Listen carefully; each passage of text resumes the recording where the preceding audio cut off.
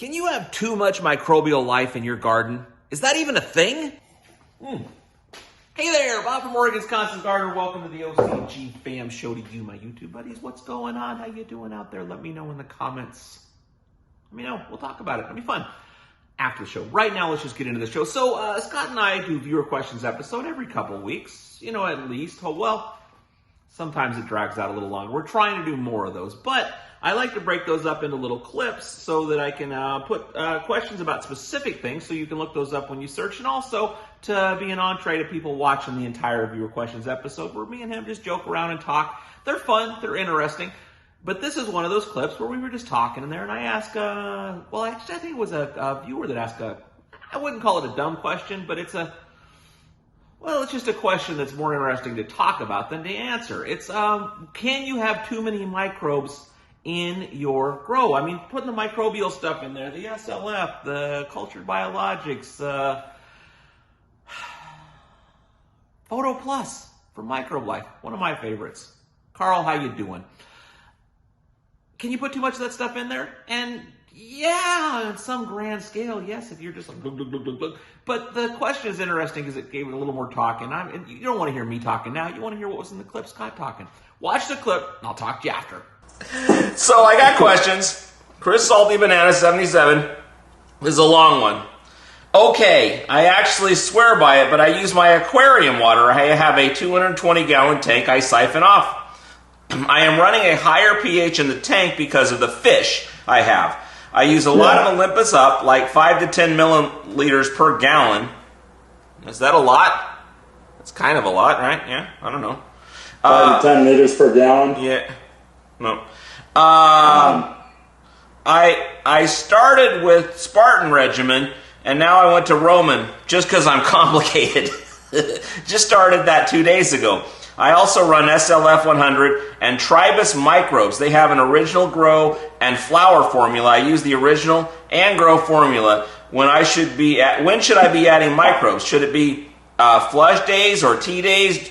I do feed flush feed. I do feed flush feed tea. Do you think this is compatible with your line? I also got a sample of fish shit, and I thought I can make my own out of my filter. The other product is like 1 milliliter per gallon. Well, I'm going crazy with my own. I do believe it's promoting branching for sure. I've been going crazy on my own. So simply what happens when I overload with microbes. So do you like those microbes?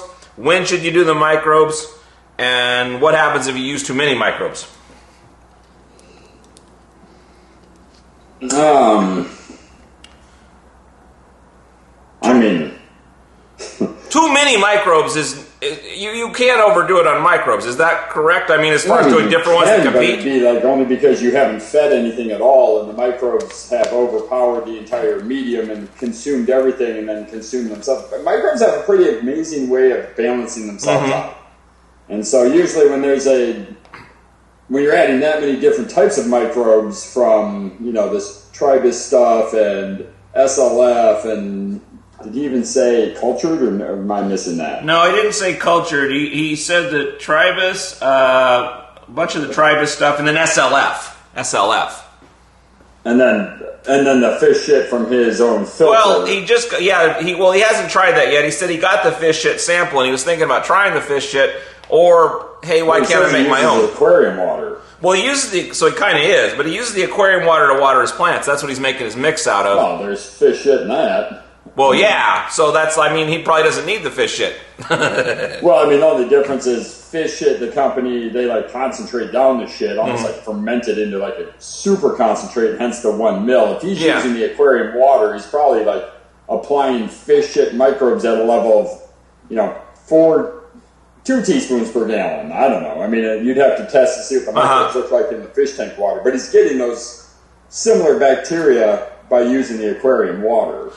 So some people use an aquarium isn't that a thing where you use the aquarium to do aquaculture? Aquaculture, yeah. Where you grow your fish and you grow your food, and the food filters your fish poop, and then that feeds back into the fish. So it's just a closed system. Is the question basically, can you do too much, and when should you do it? Well, yeah, he's like, can. Yeah.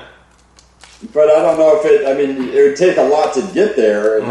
Outdoors with big, giant volumes of soil, I would say it's really, really hard. The biggest issue we would ever see from like too much microbial inputs without enough organic matter input is the microbes just eat everything and you end up with no medium and no food. Oh, because like when I first bought my first home, it was out River Road, which has incredible sandy loam organic soil from the river deposit. I mean, it's stunning farmland.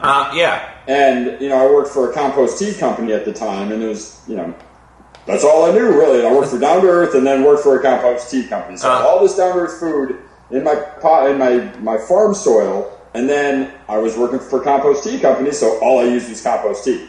I gotcha. And that was awesome for the first year, because compost tea is super cheap to make, and it was super effective because it was eating all the stuff I put in the year before from Down to Earth. Well, in the second year of just compost tea, what I found was it ate everything, including all the organic matter, so I ended up with basically sandy soil that ended up needing to be fed continuously, like almost hydroponically, because I've eaten all the organic matter out because of my too many microbes.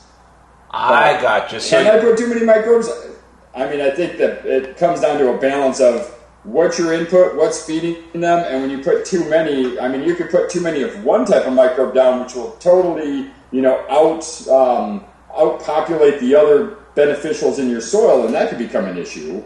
If all you did was put in nitrogen-fixing bacteria that only attacks the nitrogen, but you never put anything else in, then eventually you might just have only N-fixing bacteria and no phosphorus fixers, no fungi, so creating that balance is key, but overdosing on microbes, the only time I'd see that is if the microbes are embedded in a nutrient solution, and that nutrient solution would be too hot.